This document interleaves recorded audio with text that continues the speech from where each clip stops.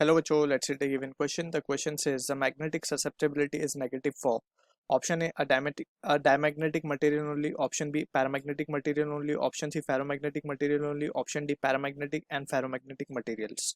So for this question, जो key concept यहाँ पे we need to understand is the concept of magnetic material.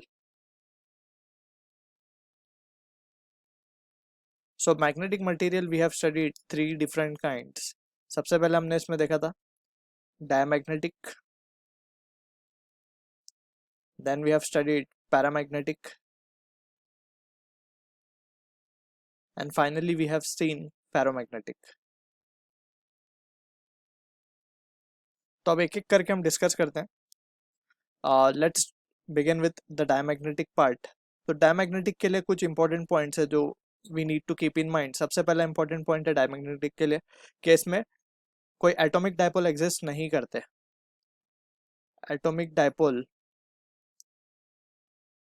Does not exist. ठीक है.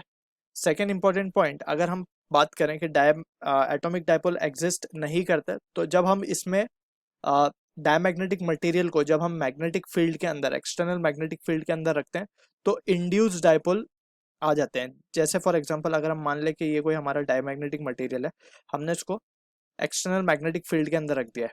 ठीक है ना. तो इसमें क्या होगा, कुछ इंड्यूस्ड डायपोल होंगे जो कि इसको अपोज करेंगे. ठीक है ना. बहुत थोड़े से होंगे जो कि इनको क्या कर रहे होंगे, इस एक्सटर्नल मैग्नेटिक फील्ड को अपोज कर रहे होंगे. ठीक.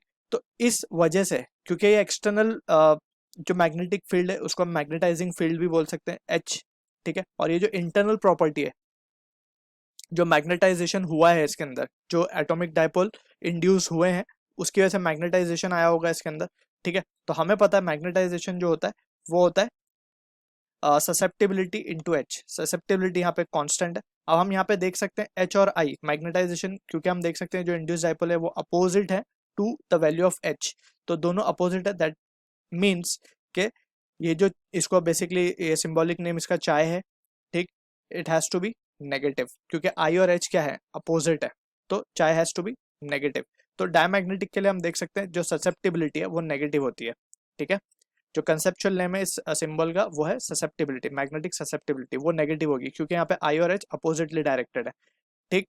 तो from the option given A should be the correct answer. अब ऐसे ही हम थोड़ा सा पैरामैग्नेटिक और फेरोमैग्नेटिक को भी डिस्कस कर लेते हैं.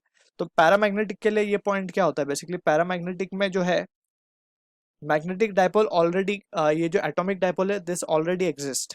तो यहाँ पे हम बोल सकते हैं एटॉमिक डायपोल एग्जिस्ट. तो एटॉमिक डायपोल एग्जिस्ट करने की वजह से हम क्या बोल सकते हैं यहाँ पे, जब हम ऐसे मटेरियल को मैग्नेटिक फील्ड के अंदर रखेंगे तो इससे क्या होगा, इससे क्या होगा, जो एटॉमिक डायपोल ऑलरेडी प्रेजेंट है वो क्या होने स्टार्ट हो जाएंगे, वो मैग्नेटिक फील्ड के साथ क्या होना स्टार्ट कर देंगे, अलाइन होना स्टार्ट कर देंगे. ठीक है. जब ये मैग्नेटिक फील्ड के साथ अलाइन होंगे, क्योंकि ये इंड्यूस नहीं है, ये ऑलरेडी प्रेजेंट है, तो ये मैग्नेटिक फील्ड के साथ अलाइन होंगे, यानी कि यहाँ पे जो इसकी वैल्यू आएगी वो कैसी आएगी, इसकी वैल्यू आएगी पॉजिटिव. लेकिन ये बहुत स्मॉल होगी, सारे एटॉमिक डायपोल इसके साथ अलाइन नहीं होंगे, कुछ कुछ अलाइन होना स्टार्ट कर देंगे. ठीक है. जितनी ज्यादा मैग्नेटिक फील्ड को हम स्ट्रॉन्ग करेंगे, जो एक्सटर्नल मैग्नेटाइजिंग फील्ड है, उतना ही ज्यादा अलाइनमेंट होना स्टार्ट होगा. ठीक है. So that is what the meaning we need to keep in mind. तो यहाँ पे ये जो मैग्नेटिक ससेप्टिबिलिटी है वो पॉजिटिव है और स्मॉल है, positive and small. Whereas on the other hand ferromagnetic की जब हम बात करेंगे तो फेरोमैग्नेटिक में क्या होता है, बेसिकली फेरोमैग्नेटिक में भी डायपोल एग्जिस्ट करते हैं, एटॉमिक डायपोल एग्जिस्ट, लेकिन ये एग्जिस्ट करते हैं डोमेन में. इनका डोमेन होता है, राइट. डोमेन में किस तरीके से होगा, अगर हम मान लें कि ये कोई एक मटेरियल है हमारे पास. ठीक है. तो इसमें बहुत सारे डोमेन होंगे कुछ इस तरीके से, इसमें कुछ एटॉमिक डायपोल इस तरीके से अलाइन होंगे, कुछ इस तरीके से होंगे, कुछ नीचे की तरफ होंगे, कुछ इस तरफ होंगे, कुछ इस तरफ होंगे. इस तरीके से इसमें मैग्नेटिक ये जो डायपोल हैं ये डोमेन में एग्जिस्ट करते हैं. तो जब हम इनको मैग्नेटिक फील्ड के अंदर रखेंगे तो इसमें ये होगा, लेट सपोज हमने एक मैग्नेटिक फील्ड इस तरीके से ऊपर की तरफ लगा दी, तो मैग्नेटिक फील्ड में जो डोमेन है वो ऊपर वाले जो एटॉमिक डायपोल होंगे डोमेन के अंदर, वो डोमिनेट करना स्टार्ट कर देंगे और वो बाकी सारे डोमेन को टेक ओवर कर लेंगे. तो इन दैट सिचुएशन वी से कि psi again comes out to be positive and in this case it comes out to be very high. ठीक है ना, कंपेयर टू पैरामैग्नेटिक. तो यहाँ पे ये साई की वैल्यू पॉजिटिव होगी लेकिन हाई होगी।